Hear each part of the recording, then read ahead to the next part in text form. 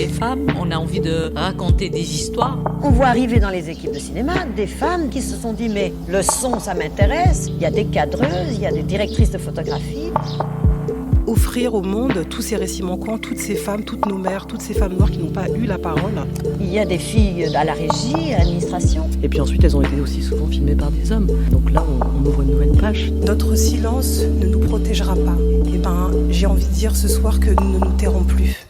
Bonjour à toutes et à tous et bienvenue dans ce nouvel épisode de Sorociné. Je suis Marianne Agier et pour notre débat du jour, j'accueille à mon micro Noémie Attia. Salut. Margot Barallon. Hello. Et Diane Lestage. Bonjour. Notre sujet du jour, c'est Love Me Tender, le deuxième film d'Anna Cazenave-Cambé, une adaptation libre de l'ouvrage du même nom de Constance Debré, publié en 2020. Love Me Tender, ça raconte l'histoire de Clémence, dont la vie bascule le jour où elle annonce à son ex-mari qu'elle est devenue lesbienne, et perd brutalement la garde de son fils. On écoute. Lui, c'est mon ex. Pour notre fils de 8 ans, on fait une semaine sur 2. Coucou, maman. Il n'y a jamais de problème. Moi, j'ai des histoires avec des filles. Des histoires d'amour. Moi, ce qui me fait plaisir, c'est que tu sois heureuse. Bonne nuit. Non. Non. Non, pas du tout. Bon, j'ai cru. Allô? Paul? Clémence, je t'ai dit, il ne veut pas te parler. Au juge, Paul a dit qu'il n'avait pas envie de me voir. Paul a été manipulé par son père et il ne pense pas un traître mot de ce qu'il a écrit dans la lettre qu'il a adressée au tribunal. Paul, il va très bien. Quand il te voit pas, il va très bien. Et dès qu'il te voit, c'est le bordel. Ça le bouleverse, ça le secoue. Tu le tirailles. Tu me présenteras Paul un jour. Oui. Nous allons rester dans cette pièce durant l'heure que tu as pour être avec ta maman. Paul a besoin de voir sa mère. On ne s'énerve pas, d'accord? Mais ça fait 2 ans que je lutte pour voir mon enfant. Une fête des mères sans lui, de Noël, un anniversaire à lui et tous les autres jours. Alors on va se pencher sur ce film qui questionne la place de la maternité dans la vie d'une femme, mais avant ça, je voudrais qu'on revienne sur le parcours de sa réalisatrice. Margot, est-ce que tu peux nous dire qui est Anna Cazenave-Cambé ? Oui. Et c'est une excellente personne parce qu'elle est née le 13 août 1990, comme moi, dans le sud-ouest, comme moi. Donc elle a fait des études de photographie, ensuite elle a intégré la FEMIS au département réalisation. Son histoire avec Cannes, puisque donc Love Me Tender a été présenté à Cannes, elle est assez longue. Elle a été sélectionnée pour la première fois en 2016 avec un court qui s'appelle Gabber Love. En 2020, son premier long, De l'or pour les chiens, était aussi en section parallèle à Cannes. C'était déjà une histoire de femme qui va trouver son identité et sa sexualité. Et donc là, pour son deuxième long métrage, Love Me Tender, en fait, elle avait lu le livre en 2020 dès sa sortie. Elle l'a adoré, mais c'est vraiment...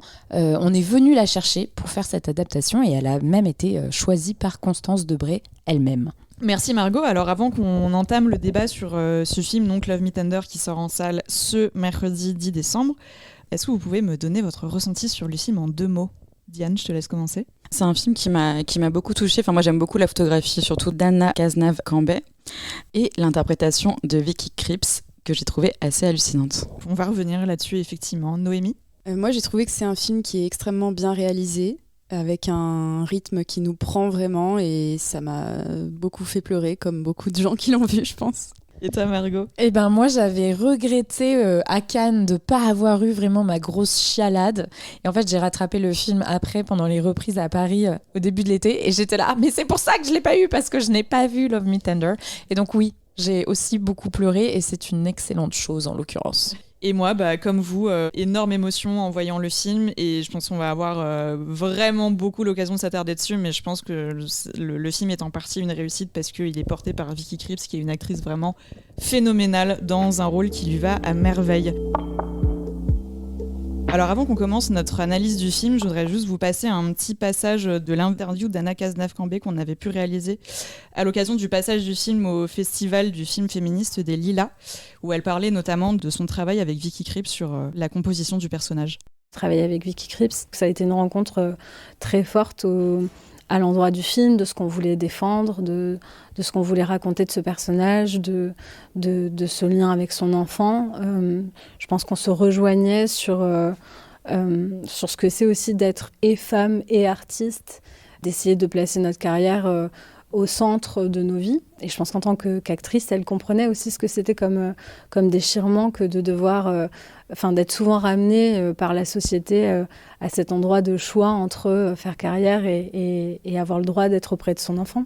Voilà, donc justement, on va avoir l'occasion de s'attarder longuement là-dessus, sur la notion de maternité qui, comme tu l'avais dit, Margot, avait été un peu le point essentiel qui avait questionné Anna Cazenave-Cambé sur sa lecture de l'ouvrage de Constance Debré, justement ce rapport à l'amour maternel et à ce qui différencie l'amour maternel des autres formes d'amour et ce que c'est de faire famille.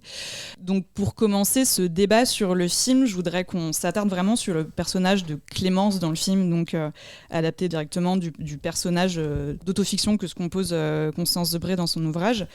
Est-ce qu'on pourrait la ramener dans la catégorie de ce qu'on appelle, entre très gros guillemets, les mauvaises mères ? Noémie, je sais que c'est une notion qui t'intéressait beaucoup selon les derniers podcasts, donc si tu veux, je te laisse la parole. Pour moi, non, ce personnage, il fait pas partie de la catégorie des mauvaises mères. Pour moi, c'est une mère, on le voit pendant toute la durée du film, qui a un amour pour son enfant qui est présent, mais qui n'est pas défini par seulement sa maternité. Pour moi, c'est une représentation de la maternité qui détonne par rapport au reste des représentations, et je trouve qu'on est assez rapide à mettre des personnages un peu plus antipathiques dans la catégorie de mauvaise mère, alors que c'est juste en fait un personnage complexe, mais juste en fait la notion de mauvaise mère, pour moi aussi, c'est assez dur de faire entrer même quiconque là-dedans. Margot ? Mais en fait, on la voit jamais être une mauvaise mère. Au contraire, d'ailleurs, les seules interactions qu'elle a avec son fils au début, on voit au contraire quelqu'un qui l'aime énormément, mais qui en prend soin, parce qu'il y a toutes ces mères qui adorent leurs enfants, mais qui savent pas en prendre soin. Là, c'est pas du tout ce qu'on ressent. Donc, pour moi, le film est au contraire une excellente mère qu'on va arracher à l'insu de son plein gré, dirais-je, à la maternité. Et c'est pour moi, justement, tout se joue là sur le fait qu'on tente de faire passer pour une mauvaise mère, une mère qui fondamentalement, sur son rôle de mère, ne faute pas. En tout cas, pas de façon notable dans le film. Il n'est jamais montré un moment où elle pourrait potentiellement s'apparenter à une mauvaise mère. Diane ? Pour moi, c'est complètement une bonne mère même. Et le film nous le montre, que ce soit dans la scène d'ouverture, effectivement, où on la voit au téléphone avec son fils dans un bain de lumière, et ensuite la manière dont elle se comporte petit à petit avec lui, mais dans le hors-champ, ou avec lui montré au moment où ils partent en vacances, par exemple. C'est une bonne mère. Le seul problème, c'est effectivement la société qui l'a brimée, et comment la société va la pointer du doigt parce qu'elle a fait un choix, qui est le choix de se séparer du papa, ensuite le choix d'assumer sa sexualité lesbienne, et en même temps le choix d'écrire plutôt que d'être une avocate reconnue. Et pour moi, c'est vraiment ça qui fait qu'elle échappe en fait à un cadre, et en ça on va pointer que c'est une mauvaise mère alors que c'est pas le cas.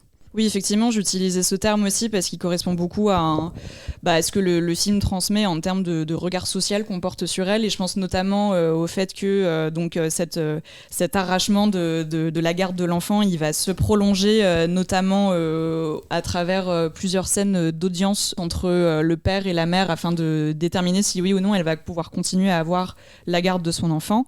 Et notamment parce qu'en fait, ce qu'on lui reproche très concrètement, c'est de ne pas faire de séparation entre sa vie de mère et sa vie d'écrivaine et sa vie de personne homosexuelle qui vit aussi en communauté avec d'autres personnes homosexuelles. Et ce qu'on va lui reprocher en l'occurrence, c'est d'immerger un peu son fils dans ce quotidien-là aussi qui est le sien. Et c'est à ce moment-là effectivement qu'elle sort du cadre, qu'elle sort de ce cadre social, et avec un regard très moralisateur et très conservateur.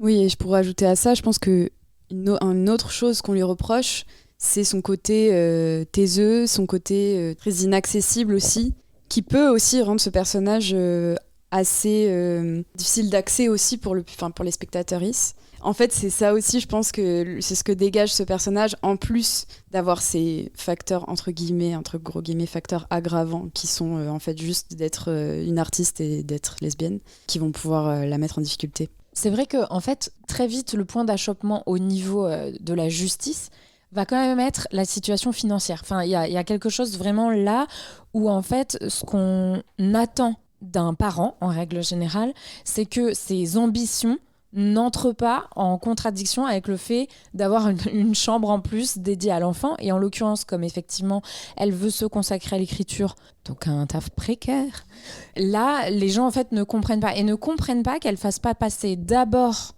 cette nécessité suprême que serait celle d'avoir un confort matériel suffisant. Et d'ailleurs, le terme suffisant en réalité est même discutable, parce que de quel confort matériel exact a besoin un enfant, ça aussi, ça peut se discuter. Mais en fait, il y a vraiment cette idée quand même au niveau de la justice, parce qu'en fait, il y a 2 niveaux. Il y a le niveau de son ex-mari, où là, ça se situe vraiment plus sur l'intimité, et le niveau de la justice, où là, en gros, on attend d'elle qu'elle ait une situation stable, comme on dit. Et là, effectivement, comme disait Diane, elle sort du cadre, elle n'a pas cette situation stable à offrir, et dire juste, j'ai l'ambition de faire quelque chose de ma vie qui me plaise, dans l'esprit assez étriqué, dans le cadre étriqué de la loi et de la loi là, en l'occurrence d'un processus de conciliation, c'est assez incompréhensible. En fait, il y a cette idée que, mais tu veux la garde partagée de ton enfant, tu dois sacrifier tout le reste. Et ce personnage est très intéressant parce qu'il dit, mais non. Parce qu'en fait, je peux pas sacrifier tout le reste. C'est pas possible. Je ne suis pas qu'une mère. Comme disait Noémie, elle n'est pas qu'une mère, elle n'est pas que ça. Et elle a envie de have it all, comme diraient les Américaines. Le premier motif aussi de la privation de cette garde, c'est quand même accusation d'inceste et de pédophilie directe ou par tiers, qui est causée juste parce qu'elle emmène son enfant dans des soirées queer et parce qu'elle a des livres d'Hervé Guibert chez elle. Enfin, c'est assez fou. Et en fait, comme tu le dis, derrière, c'est le deuxième niveau qui est le père, qui, ce personnage, en fait, est un vieux mec ouin-ouin. Et clairement, et il est vraiment genre, en fait, je suis amoureux de ma femme est partie, en plus de ça, elle aime les femmes, non mais je vais faire tout pour l'emmerder. Enfin, c'est quand même absolument horrible. Enfin, ce personnage est désastreux. Petit aparté d'ailleurs, parce que ce que tu dis sur justement sur les accusations fondées, notamment sur les lectures et sur le mode de vie, sur ce plan-là et sur d'autres, c'est aussi un film qui m'a fait énormément penser à Anatomie d'une chute. Alors pas que parce qu'on a Antoine Reynard qui dans les 2 films joue vraiment un connard, des connards suprêmes, et il est quand même extrêmement, il met vraiment tous les potards à fond là-dessus et c'est quand même assez incroyable. Mais aussi justement sur ces accusations qui reviennent sur déjà le procès de la mauvaise mère qui revient dans les 2 films, et notamment fondé sur des lectures. Alors en l'occurrence dans Anatomie d'une chute, on la juge sur les livres qu'elle écrit elle-même, mais on a à la fois la condamnation au niveau de l'intellect sur les lectures, etc., qui expliquerait ou justifierait des violences réelles, et aussi sur le procès de la sexualité, qui est aussi un énorme point d'Anatomie d'une chute. Noémie ? Margot, tu parlais du fait que c'était une mère qui voulait have it all, et ça m'a fait penser à une interview que j'ai vue récemment de Lily Allen, qui raconte vraiment qu'elle a dû en fait un peu abandonner sa carrière de pop star quand elle a eu des enfants, et que ça l'a vraiment entravée dans son avancement de carrière là-dedans. Et donc en fait, je pense que c'est le film, il répond aussi, ou alors il tente de chercher des explications sur ce concept-là, d'essayer de pouvoir mêler carrière professionnelle, artistique, avec le fait d'être mère, et peut-être que c'est pas conciliable. Bon là, c'est pas conciliable pas par sa volonté, mais je pense que c'est aussi quelque chose dont pendant longtemps on a eu un petit peu cet espoir qu'on pouvait tout avoir, être la girl boss avec tout qui nous est servi sur un plateau. On s'est rendu compte que c'était déjà quelque chose qui pouvait être possible, mais seulement pour des femmes bourgeoises. Maintenant, peut-être qu'on peut commencer à se rendre compte que c'est quelque chose qui est pas forcément conciliable quand on est artiste aussi, je sais pas. Et pas qu'artiste, en fait, on le voit, enfin moi ça me fait penser à des histoires de navigatrices beaucoup, qui veulent faire des courses et qu'on ramène toujours à comment vous faites avec des enfants, qu'on veut plus sponsoriser, enfin il y a vraiment ce côté-là. Moi j'ai l'impression qu'on est quand même aujourd'hui dans un temps de la désillusion vis-à-vis de ça, où il y a eu effectivement, tu le disais Noémie, beaucoup d'espoir, et en fait aujourd'hui tout le monde win sur le fait que les gens n'ont plus d'enfants, mais nous n'avons aussi pas d'enfants parce qu'en fait j'ai l'impression un peu renoncé à l'idée qu'on pouvait en avoir et quand même s'épanouir par ailleurs professionnellement. Mais pour revenir sur la figure du mari, de l'ex-mari, du mec ouin-ouin. En fait, moi, ce que je trouve vraiment génial au début du film, c'est que on nous montre un couple séparé assez idéal.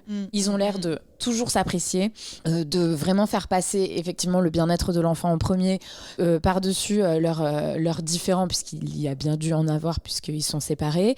Voilà, ils s'appellent, ils sont habillés pareil. Ils se ressemblent. Il y a vraiment quelque chose comme ça. Et en fait, tout shift. Et ça, c'est vraiment le point de départ. C'est le moment où Clémence décide d'assumer vis-à-vis de son ex-mari qu'en fait, elle aime les femmes. Et au moment où elle lui dit, là, il y a vraiment un switch dans sa tête à lui. Et je trouve ça assez génial parce que ça n'est jamais clairement énoncé dans le film. Et en fait, ce qui se passe, c'est qu'on a un homme qui, quand bien même il était séparé de cette femme, et on peut imaginer que c'est elle qui a acté la séparation, qui avait toujours cette femme dans son champ des possibles et des possibles de possession. Et à partir du moment où elle est lesbienne, elle sort de ce champ-là. Et ça, c'est quelque chose qu'on retrouve beaucoup dans les commentaires sur les réseaux sociaux, les commentaires lesbophobes et tout ça, où on sent qu'en fait, le problème de ces mecs-là, c'est vraiment que ces femmes-là, en fait, existent sans eux. Et quand bien même, elles pourraient... En fait, si elles leur mettent un râteau, mais qu'elles sont quand même hétérosexuelles, il y a un monde dans lequel il est possible qu'ils puissent les posséder. Et en fait, à partir du moment où vraiment ils n'existent plus pour elles, romantiquement ou sexuellement parlant, ben, ils se sentent vraiment dépossédés de tout, quoi. Et je trouve ça génial parce que dans le film, à quel point, sans formuler ça, sans théoriser la chose, ce qui aurait été un peu plombant, un peu donneur de leçons et trop pédago pour faire une bonne fiction, en fait, tout ça est très clairement montré. Et à quel point cet homme ne peut pas supporter que celle qu'un jour il a eue, entre guillemets, il ne pourra plus jamais la voir. Oui, et qu'elle sort de son regard aussi, de son regard, dans le sens regard masculin, enfin comme on l'a beaucoup théorisé, mais de son regard sexualisant, dans le sens où il y a cette scène qui arrive vers les 2 tiers du film, où le personnage de Clémence pète un câble au moment où elle se rend compte, où il y a un moment de trop sur cette impossibilité à avoir son fils, parce que l'ex-mari a encore fait des siennes, a encore fait faux bond à un moment où elle devait avoir un week-end avec son fils, etc. Pète un câble, va dans la salle de bain et se rase intégralement la tête. Et c'était, t'en avais parlé, Margot, quand on avait fait notre débrief de Cannes, mais effectivement sur ce truc où c'était vraiment le dernier rempart d'une forme de sensualité ou de féminité, cet acte hyper symbolique de se raser les cheveux. Là, vraiment, elle sort totalement de ce spectre-là et elle passe dans un autre univers, quoi. Oui, car les hommes moins aiment les cheveux longs. Et c'est un moment qui est aussi abordé avec pas mal d'humour, je trouve, dans toute une section du film où elle est en colocation avec un jeune homme joué par Julien de Saint-Jean qui, lui, est hétérosexuel, c'est dit assez vite, et ils sont pas du tout dans une même dynamique, justement, de séduction ou quoi que ce soit, mais tu sens qu'il y a un rapport. Je pense notamment à une scène qui est très brève, mais qui est assez touchante et en même temps très parlante, où lui est en train de faire de la muscu, elle le regarde dans le reflet de sa vitre, et elle, en même temps, lui montre aussi les biceps qu'elle a, parce qu'elle fait énormément de natation et un sport qui du coup la muscle elle aussi beaucoup, et du coup il y a une mise en miroir en fait entre ces deux personnages que je trouve assez malicieuse et très drôle, justement parce que elle joue beaucoup sur cette notion de regard masculin, de regard hétérosexuel. Et c'est ce que tu disais aussi, Diane, sur le fait que au début du film elle ressemble énormément à son mari. Il y a des scènes où ils sont habillés exactement de la même manière. Je trouve très drôle parce que du coup pour moi Vicky Krieps se dépasse mais totalement en charisme, le style d'Antoine Reynard, mais en tout cas ils sont habillés tous les deux en pantalon chemise avec quasiment la même coiffure, et du coup la photo et ces scènes là et la manière d'habiller son personnage jouent énormément sur cette mise en regard entre ce personnage féminin qui sort du regard masculin sexualisant et justement tous les personnages masculins face auxquels elle se retrouve. Mais c'est marrant parce que Anna Cazenave-Cambé dit qu'elle a voulu filmer Vicky Krieps comme un cow-boy. Et c'est souvent ça. Elle est souvent... Lucky Luke. Ouais, mais c'est souvent ça. Et elle a même souvent une manière d'être qui est assez masculine. Au début, elle rentre dans le cadre avec sa clope, ce qui est très Lucky Luke, exactement. Et il y a vraiment quelque chose de filmer ce corps-là, un peu comme on filmerait un corps d'homme, en tout cas interroger le masculin et le féminin sur les corps. Et en même temps, ce qui est intéressant, c'est justement de voir ce corps et cette actrice se transformer. En fait, la manière dont le personnage se transforme physiquement progressivement, et que chaque coup porté aussi fait avancer sa transformation physique. Je trouve que ça c'est assez fascinant et beaucoup de choses je trouve dans le film sont vraiment dans le détail en fait, dans ces petits détails comme et même le fait qu'on voit pas son fils avant 1 heure. C'est-à-dire que la première image du fils, il est derrière un masque Snapchat ou de portable. Ensuite, il est caché, il cache son visage. Et le premier moment où on le voit, c'est ce premier rendez-vous dans un espace fait, rencontre justement qui est prévu avec des associations et donc avec tout un encadrement pour que le parent puisse rencontrer l'enfant avec toujours des intermédiaires. Oui, c'est ça. Et en fait, quand le petit garçon arrive, on le découvre en même temps que sa mère le retrouve. Et ça crée quelque chose de hyper fort, en tout cas, je trouve, pour le spectateur à ce moment-là. Non, mais cette scène, elle est incroyable. Enfin, moi, vraiment, je trouve que c'est une des scènes les plus fortes du film et je trouve que c'est une scène qui est aussi extrêmement réussie parce qu'elle se passe de mots. Alors, évidemment, ça tient aussi beaucoup à la prestation de Vicky Krieps, on va en parler, mais il y a aussi quelque chose, pour moi, à ce moment-là, que j'ai trouvé très fort, très sensoriel, presque un peu animal aussi, dans la mesure où, en plus, c'est une métaphore qu'elle file déjà un petit peu avant sur la manière dont les mères animales se comportent avec leurs enfants. Donc, c'est déjà quelque chose qui revient un petit peu. Et à ce moment-là aussi, il y a quelque chose, tout passe par le toucher, par des odeurs. Tu sens qu'il y a un truc, ça m'a énormément touché. Le premier réflexe qu'elle a quand elle touche son enfant, c'est de le sentir, de sentir sa tête. C'est une scène qui vraiment passe énormément par ce truc très sensoriel et très viscéral, d'avoir besoin de se sentir proche physiquement de l'enfant et vraiment ça marche à fond, je trouve. Et je trouve que c'est une scène très réussie aussi, évidemment par la mise en scène, mais par l'écriture, parce qu'en fait c'est une scène qui va revenir après et ça se passe très différemment. Ouais. Et le jeu de miroir, et voilà. Et en fait, c'est une scène où on espère intensément une résolution, tout en sachant que ça intervient trop tôt dans le film pour que ce soit une résolution. Mais voilà, et en fait, il y a quand même un moment où là, on peut pas s'empêcher de penser que ça va aller mieux. Et non, ça n'ira pas mieux. Et donc, c'est une scène aussi très déceptive en réalité. Et c'est ça qui est super bien écrit. C'est à quel point, en fait, ce genre de lutte, entre guillemets, autour de la garde des enfants, c'est un roller coaster permanent et c'est beaucoup de désillusions. Alors qu'il y a eu un moment où on y a cru. Et par ailleurs, il y a quand même une écriture, je trouve, de ça, en fait, de ce qui se passe avec les enfants, qui est extrêmement frustrante. C'est très frustrant, en fait, d'un point de vue purement narratif, qui n'est pas un chemin clair, quand bien même il serait un peu pavé d'embûches, vers une résolution. En fait, il n'y a pas de résolution et là, je pense qu'il y a eu un gros travail de recherche sur comment ça se passe effectivement. Parce qu'en fait, il y a quelque chose où, quand on ne l'a pas vécu, ou quand on n'a pas quelqu'un autour de soi, quand on n'y a jamais été confronté, je pense qu'il y a quelque chose d'assez difficilement compréhensible sur la réaction de l'enfant, qui n'est pas toujours très logique, très cohérente, mais qui a sa propre logique, sa propre cohérence. La réaction des services sociaux, qui est extrêmement violente, mais qui en fait est très calée sur celle de l'enfant.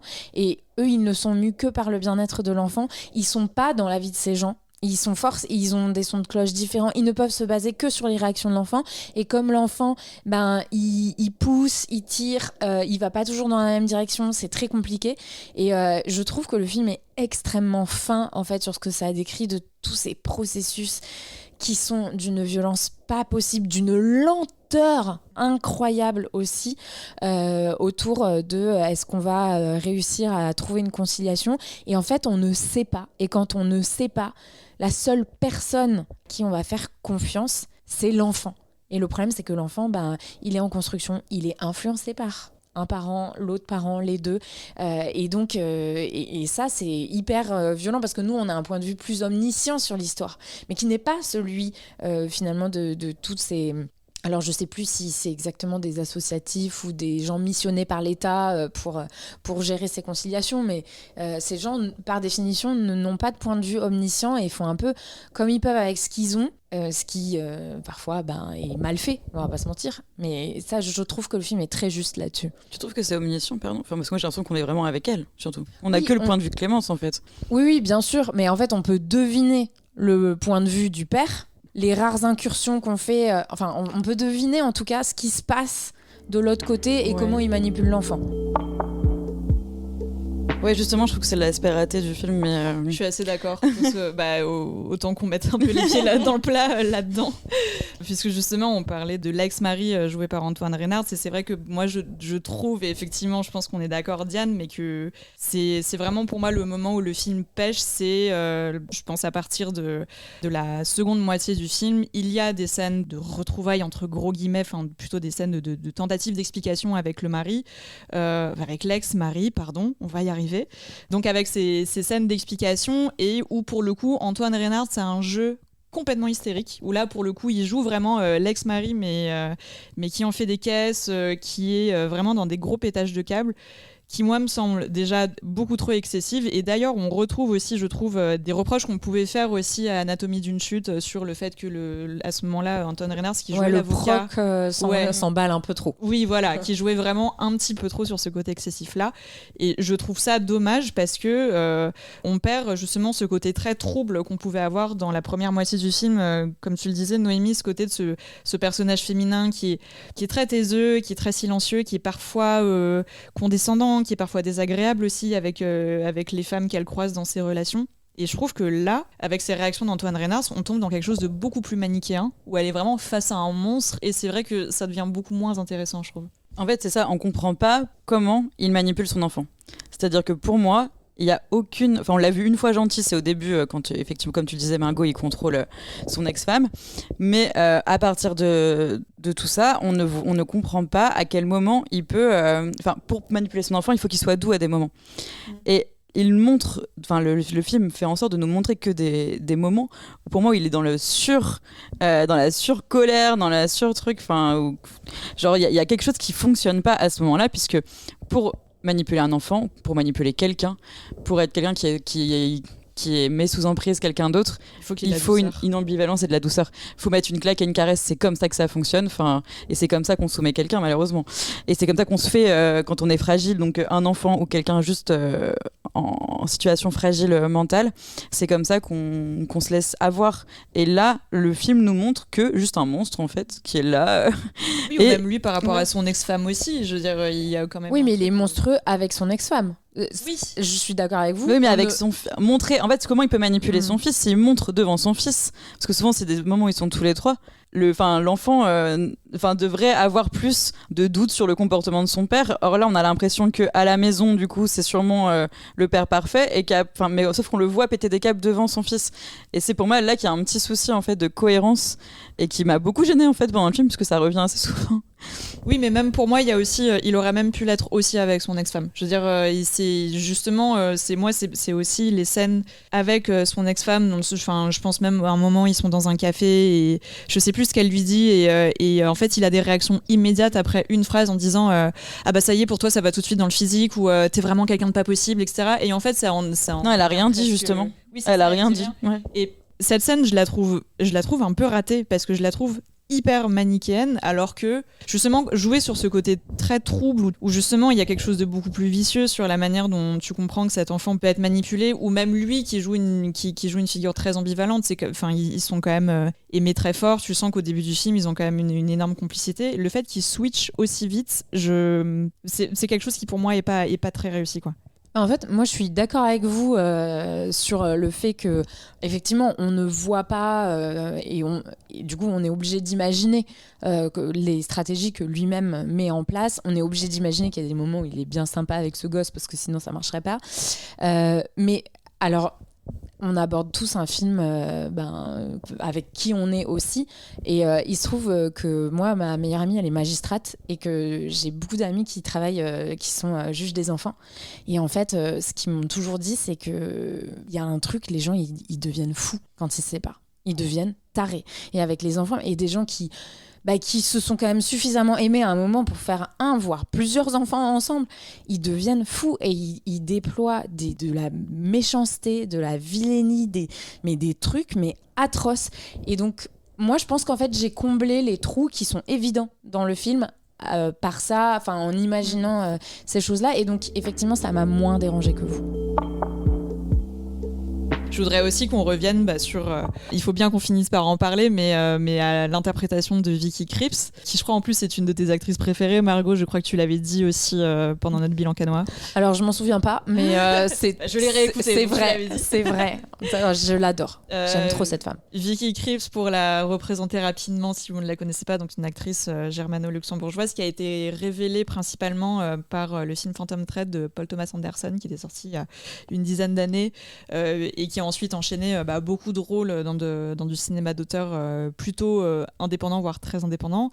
Ce que je trouve fascinant dans ce film, déjà, c'est qu'elle déborde d'un charisme vraiment. Enfin, il y a quelque chose de physique et de très très magnétique, moi, dans son interprétation, qui m'a complètement clouée dans ce film. Et aussi parce que justement je rejoins encore ce que tu disais, Noémie, sur ce personnage très très taiseux, très trouble. Je trouve qu'elle est excellente pour incarner ce type de rôle-là. Elle en fait un personnage qui est assez insaisissable, notamment dans la première partie du film, avant que, à mon goût, ça devienne un petit peu trop manichéen pour moi, là où justement le personnage d'Antoine Reynard, son ex-mari, prend le pas sur ce côté, ce registre très monstrueux, ce qui du coup a un peu tendance à la sanctifier un peu, je trouve, dans le film. Mais en tout cas, dans sa première partie, elle a ce côté très trouble. Fuckboy. Pardon ? Fuckboy. Un peu. On en parlera, un peu fuckboy, assez antipathique, un peu condescendant, enfin pas très attentionné.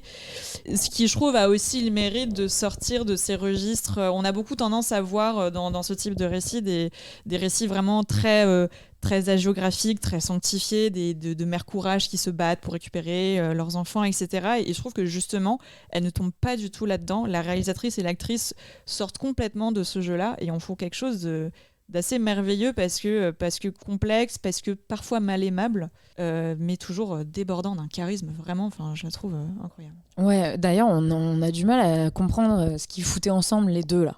C'était vraiment la carpe et le lapin, quoi. Sauf que la carpe, elle est vachement mieux que le lapin. Non mais oui, enfin, on l'adore, je l'adore en tout cas. Et je trouve que tu parlais du stéréotype de la mère courage, il y a aussi un truc qui en devient presque agaçant pour le spectateur ou la spectatrice, c'est que, et je trouve ça très intéressant, en fait elles emmènent la résilience un peu ailleurs que dans un truc très appréciable.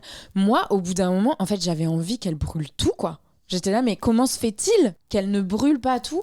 Et cette frustration, elle est hyper intéressante parce que déjà, le personnage est beaucoup plus intelligent que moi. Il a compris que s'il brûle tout, ça va encore foutu, moins marcher. D'autant qu'elle est avocate. Voilà, donc elle sait. Une ancienne avocate. Et en fait, je trouve ça vachement bien d'avoir complètement coupé l'herbe sous le pied de ce stéréotype de la mère courage, mais aussi de la personne enduite de résilience et vraiment Jésus, quoi. C'est pas Jésus non plus. En fait, c'est pas du tout Jésus. Non, c'est un Jésus un peu agaçant, même dans cette résilience-là. Moi, c'est ça aussi que j'ai beaucoup aimé. Oui, moi j'aime bien aussi justement le fait qu'elle soit antipathique, parce que vraiment le personnage m'agace énormément. Je la trouve vraiment prétentieuse, je la trouve ultra bourgeoise tout le temps, même quand elle pense ne plus l'être. Et elle se comporte très mal avec les femmes, notamment avec le personnage de Mona Chokri, avec qui elle a une petite histoire un peu plus longue, un peu plus sérieuse. Enfin, il y a un moment, elle la plaque contre le mur dans la rue. J'ai sursauté de mon siège tellement je déteste ces actes de violence dans des relations amoureuses, ça me crispe. Et son mauvais jeu de mots. J'adore. Pardon. C'est validé. C'est validé. Et donc oui, non, et je suis d'accord avec vous sur le fait qu'en même temps, on est happé, quoi. C'est-à-dire que là, de quasi tous les plans, comme souvent dans les films où un personnage principal nous emmène dans ces petites trajectoires, mais en fait là on est totalement magnétisé, hypnotisé du début jusqu'à la fin, de ce bain de soleil au début du film après la piscine à cette descente de la rue de Ménilmontant à vélo, sans spoiler. De toute façon, on va être obligé de spoiler, il faudra qu'on parle de cette scène. Enfin, genre c'est sublime, et tout est sublime, et tous les moments où elle apparaît dans le film, où elle est là, c'est sublime. Donc ça, c'est fou. Et le travail, du coup, en fait, aussi de photographie à ce moment-là, de comment filmer son actrice pour Anna Cazenave-Cambet, je trouve ça assez fou aussi, la manière dont elle a travaillé tout le corps de l'actrice dans son cadre, aussi. Sa peau. Vraiment, elle est très proche d'elle, et il y a quelque chose, la lumière sur la peau qui est hyper beau, et je trouve qu'il parfois rattrape un peu, on nous rattrape aussi esthétiquement à ce personnage, je trouve. Vous voulais qu'on revienne aussi sur cette dernière scène. Bon bah, petit spoiler, vous pouvez sauter d'1 minute si vous ne voulez pas vous faire spoiler. Bon, mais justement sur ce que tu disais Margot, sur cette idée de résilience qui ne va pas là où on pense qu'elle irait, et cette dernière scène est magistrale pour ça. Alors qu'elle reprend aussi mot pour mot la fin de l'ouvrage de Constance Debré. D'ailleurs, beaucoup de scènes, toutes les scènes qui sont en voix off sont des extraits du livre.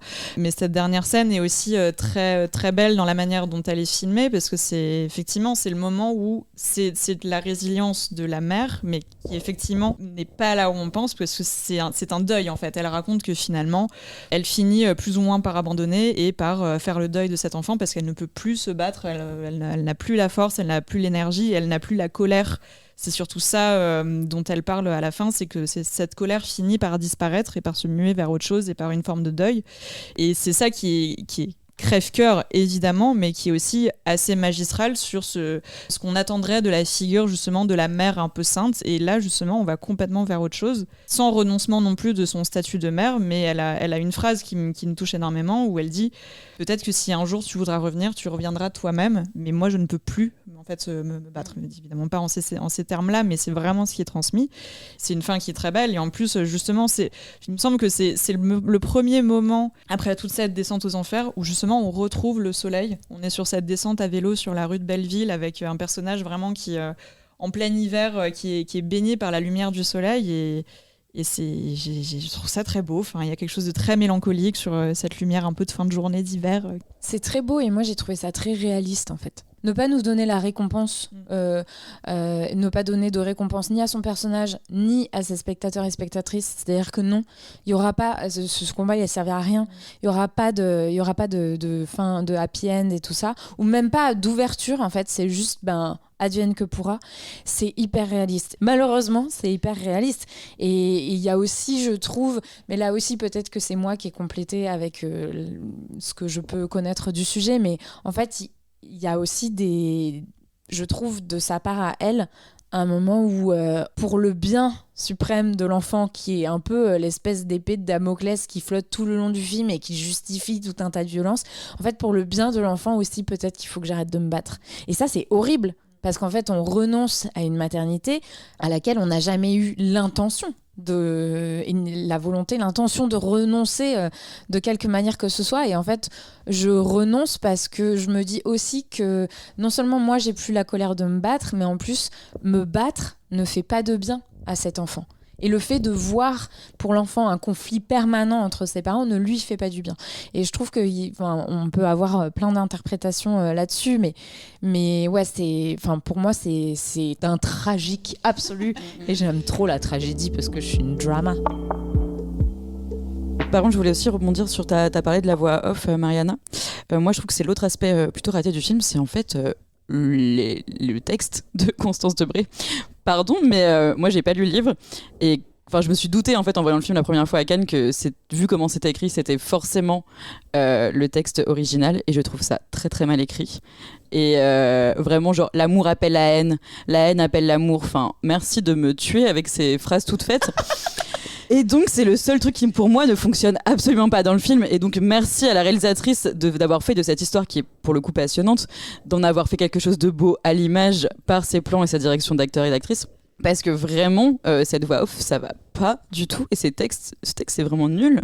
Après, j'ai pas lu le livre. Finalement, c'est pas une espèce de détournement du poète maudit, parce que quand on est un poète trop maudit, on écrit des choses pas si intéressantes. Mariana, tu as lu le livre. Alors, qu'en as-tu pensé ?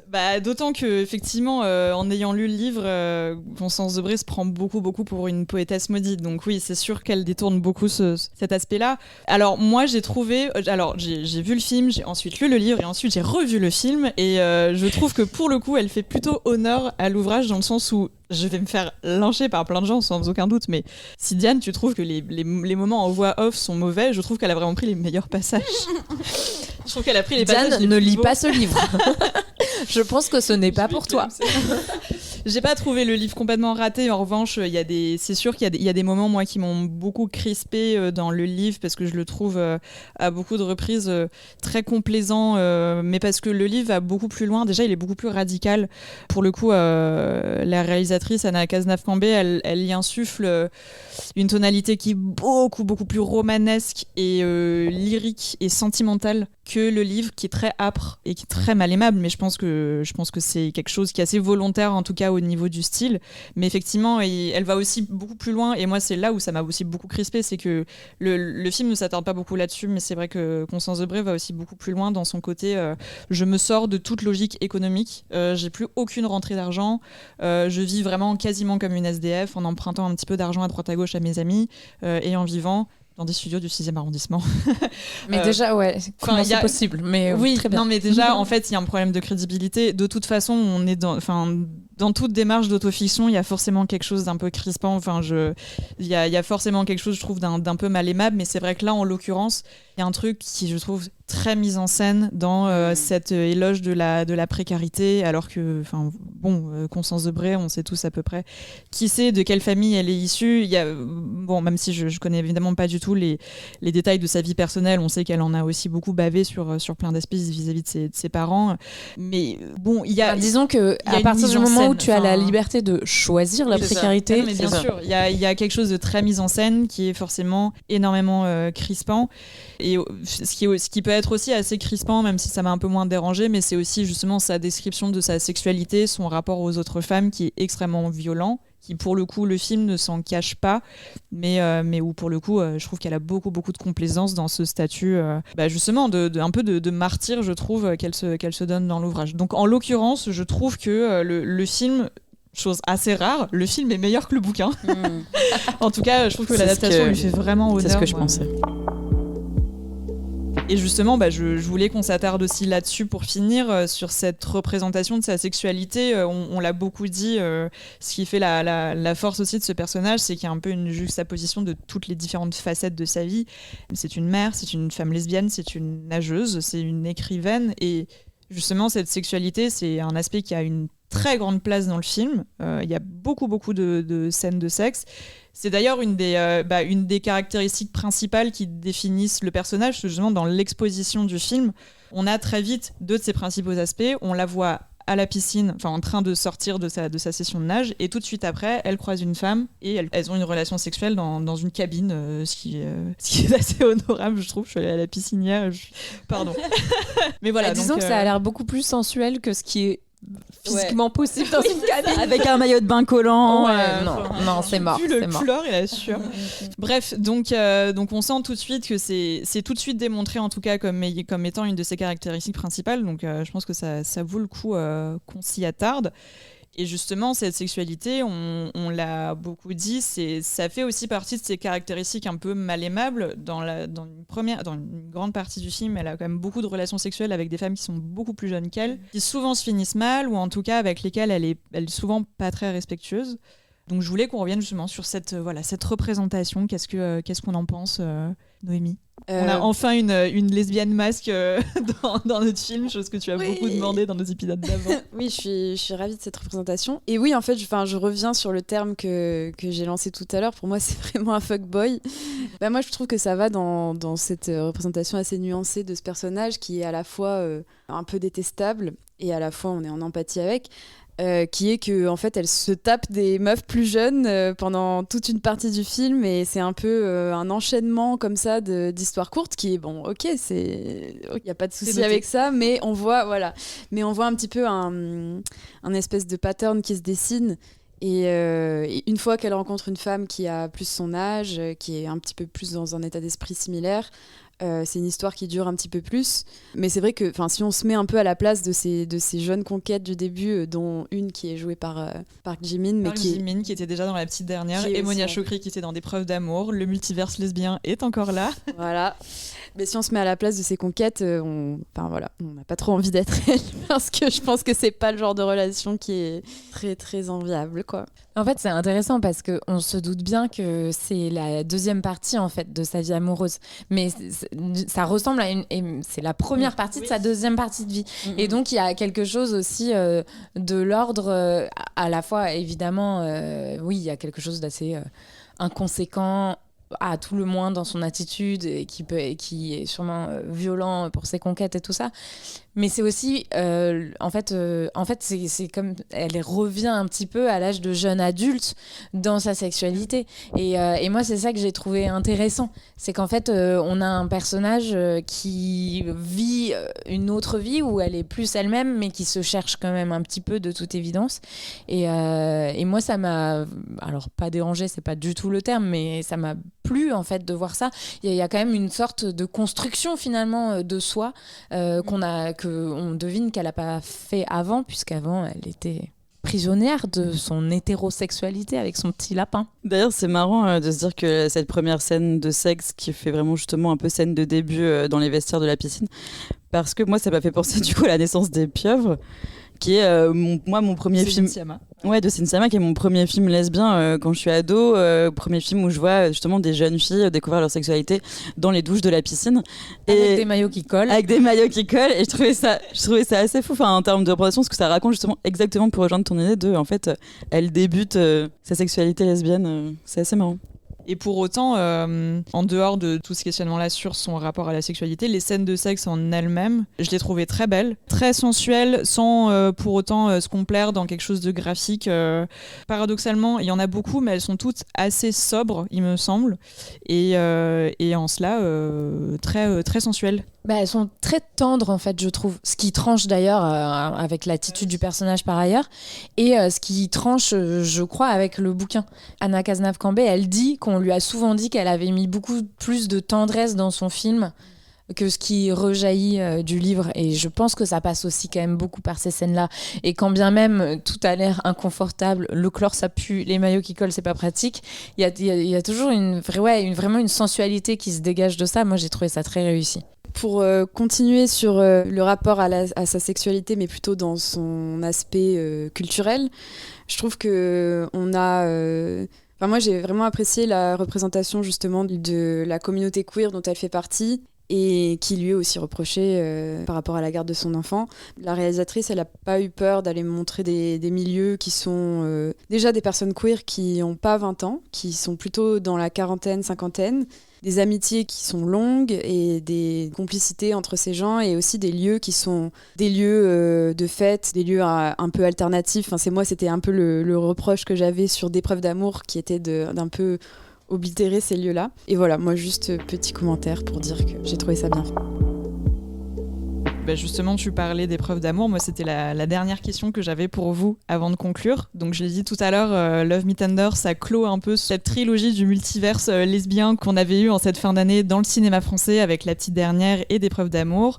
3 films de réalisatrices qui racontent des récits de lesbiennes différents. On a le coming of age avec La Petite Dernière, la question de l'accès à la maternité avec Des preuves d'amour. Et là, effectivement, des récits de personnes queer plus âgées, plus installées aussi dans leur milieu. Pour vous, qu'est-ce que ces films racontent ou ne racontent pas justement de l'identité homosexuelle en France, à Paris en l'occurrence, pour ces 3 films? Diane? Non, mais on peut déjà dire qu'ils répondent tous à des images manquantes. Et en ça, je trouve que les films sont assez complémentaires. Et je trouve ça assez intéressant du coup de les voir sortir sur 3 mois étalés, parce qu'il y a des liens à faire entre ces films et qui donnent à voir des personnages de femmes lesbiennes à des âges différents, dans des situations différentes, et du coup qu'on n'avait jamais vu au cinéma avant. Moi, je pense qu'en fait, on est arrivé peut-être à la maturité de la période de la normalisation. Et c'est ça que je trouve génial. Pendant longtemps, on n'a eu aucune représentation. Ensuite, on arrive à la phase un peu de lutte, où donc on a des représentations de personnages à qui il arrive que des horreurs, discrimination et tout ça, violence, mort, sida évidemment. Et là, on arrive en fait au concret du quotidien. Comment ça se passe au quotidien ? Alors, ce qui arrive, en l'occurrence, dans Love Me Tender à Clémence, c'est affreux. Mais je veux dire, on a vraiment le quotidien de qu'est-ce que ça fait de grandir en comprenant qu'on est lesbienne, de vouloir être mère, de vouloir être mère et d'y être arrivée. Et en fait, les ennuis ne sont pas finis.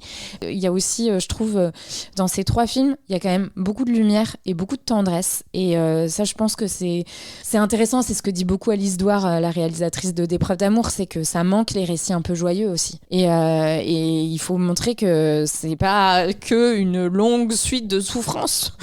C'est tout à fait possible d'être très heureuse. Et évidemment, les films de lutte les représentations de lutte sont indispensables. Enfin, moi, je trouve ça vraiment réjouissant de voir ça. Et qui plus est, des films aussi réussis. Parce que on peut avoir des bémols, et il y en a beaucoup, mais enfin moi c'est 3 films qui m'ont vraiment plu, quoi. Et ça fait vraiment plaisir. Noémie ? Moi, pour ma part, j'ai pas été convaincue par ces 3 films de la même manière. Enfin, comme tu disais, Margot, moi, au contraire, j'attends encore qu'on passe à la phase suivante. Là, je trouve qu'on est encore trop dans le drame. Et je pense que j'ai hâte qu'on ait des comédies lesbiennes, qu'on ait des comédies musicales, enfin que ça soit présent dans plein de genres du cinéma, mais je suis quand même très contente qu'on ait 3 films assez conséquents cet automne. Et juste, si je peux rajouter, c'est vrai que tu l'as mentionné, Mariana, c'est 3 films qui se passent à Paris. Ils sont très parisiens. Et 3 films très très parisiens. Ouais. Et Diane sera d'accord avec moi parce que Diane t'a accompagné la petite dernière. C'est aussi du coup une image qui leur colle un peu à la peau, quoi. Et pour les spectateurs, ils voient bien que c'est très très parisien. Mais effectivement, oui, que c'est quand même 3 films qui ont aussi peut-être cette limite-là pour moi de s'inscrire toujours dans ce même cadre, tout de même très privilégié, en tout cas d'un point de vue géographique, c'est-à-dire qu'on est quand même vraiment dans un environnement où le fait d'exprimer cette identité-là est plus acceptable, entre guillemets, ou en tout cas plus accessible. On a aussi des lieux qui reviennent. Il y a quand même la mutinerie aussi, au lieu de l'identité queer qui revient dans ces 3 films, il me semble, à plusieurs reprises. Donc c'est peut-être aussi ce que je souhaite pour la suite, en tout cas, en termes de création de récits lesbiens, c'est qu'on arrive aussi à sortir un peu de cet univers-là et à pas se cantonner effectivement à la capitale, même si je comprends aussi que ce soit en tout cas l'endroit où ce soit le plus évident pour raconter l'émancipation de ces identités-là, quoi. Alors, on n'a toujours pas fini. J'ai encore une dernière question. Est-ce que vous avez, pour finir, une recommandation, une série, un film, un livre pour prolonger votre réflexion sur ce film ? Eh ben, moi, je conseille la série Mrs. Fletcher, qui n'est pas du tout un personnage lesbien, mais qui est une comédie. On peut pas tout avoir. Non, mais c'est une série qui est sortie il y a quelques années avec la merveilleuse Catherine Hahn dans le rôle principal. Et en fait, elle joue une mère de famille solo dont le fils part à l'université. Donc, elle se retrouve un peu seule chez elle. Et puis, en fait, elle s'aperçoit qu'elle a vraiment vécu que en tant que mère toutes ces années. Et une de ses potes lui dit « Mais enfin... t'es une vraie MILF, tu vas te recaser très vite. » Et en fait, là, elle va chercher ce qu'est une MILF sur Internet. Et ça lui ouvre tout un champ des possibles. Et elle découvre vraiment sa sexualité, la pornographie aussi. Alors, c'est hilarant. C'est très, très drôle. Mais il y a quelque chose, je trouve, d'assez juste et qui résonne, pour le coup, avec Love Me Tender. C'est pour ça que je le mentionne. Sur cette quête de soi, de sa sexualité. Et en fait, d'être une femme dans plein d'aspects de sa vie et pas que mère. Et alors, le ton est très différent, vous n'allez pas pleurer du tout. Et peut-être aussi que c'est une reco pour se remettre un petit peu de Love Me Tender. Parce qu'à un moment, ça va 2 minutes de pleurer. Mais voilà, ça s'appelle Mrs. Fletcher. Diane ? Non, mais moi, je vais continuer à faire, ma publicité pour Des preuves d'amour. Parce qu'en plus d'avoir écrit dessus, interviewé la réalisatrice et fait un podcast, je considère que je n'en ai pas assez parlé. Donc, allez voir Des preuves d'amour parce que c'est le film le plus beau de l'année. On sait qu'elle sera ton premier film dans le top 2025 des réalisatrices. Noémie, je te laisse la parole. Alors moi, du coup, je vais vous recommander un film qui parle pas forcément de maternité, mais qui parle de sexualité lesbienne et dans un ton très joyeux. Et c'est un film qui s'appelle Go Fish, qui date de 1994, réalisé par Rose Troche et qui a été réalisé pendant la période de lutte pour la reconnaissance de l'épidémie du sida dans les communautés LGBT et par des personnes qui faisaient partie ces collectifs de lutte-là, mais qui n'est pas du tout un objet qui est triste. En fait, c'est vraiment un objet qui raconte la résilience pendant cette période-là et qui raconte en fait des histoires dans un cercle d'amies lesbiennes avec des petites histoires d'amour. Et c'est très réconfortant comme film et c'est un des premiers films à avoir un ton un peu plus positif fait par une équipe entièrement lesbienne, quoi. Et toi, Mariana ? Et alors moi, ma reco, un peu comme toi, pas tant dans la maternité, mais plus dans la question de la sexualité, je voudrais parler de l'ouvrage d'Ovidie, sorti en 2023, qui s'appelle La chair est triste, hélas, qui est plus un essai où en fait elle raconte grosso modo comment elle s'est retrouvée à faire une grève du sexe par lassitude tout simplement de la sexualité hétéro, et où du coup elle théorise toute cette sortie de la sexualité avec, je trouve, cette même idée qu'on retrouve là dans Love Me Tender, cette idée vraiment de sortir du regard hétérosexuel, sortir de l'injonction permanente au sexe qui pour elle définit vraiment toutes les relations, que ce soit professionnelles ou personnelles. Donc je trouve qu'elle en parle de manière assez intéressante et notamment avec une réflexion sur la sororité au sein des cercles de nonnes que je trouve très intéressante et qui, je trouve, la boucle est bouclée, mais rejoint justement le premier film d'Anna Cazenave-Cambé, De l'or pour les chiens. J'en dirai pas plus, mais qui rejoint un petit peu cette réflexion-là. Donc c'est un peu ma reco pour boucler la boucle. C'est donc la fin de cet épisode. Merci les filles, merci Noémie, Margot, Diane. Merci à toi. Merci. Et avec cet épisode, vous l'aurez compris, on clôture aussi notre trilogie lesbienne de cette fin d'année avec La petite dernière et Des preuves d'amour, des films dont on vous recommande chaudement le visionnage. Si cet épisode vous a plu, n'hésitez pas, comme d'habitude, à nous laisser 5 étoiles sur votre plateforme d'écoute préférée et un petit commentaire. On adore lire vos retours. Et on vous retrouve très bientôt pour un petit cadeau de Noël, avec un épisode très régressif sur l'amour qu'on porte ou qu'on ne porte pas à la saga Twilight. À bientôt!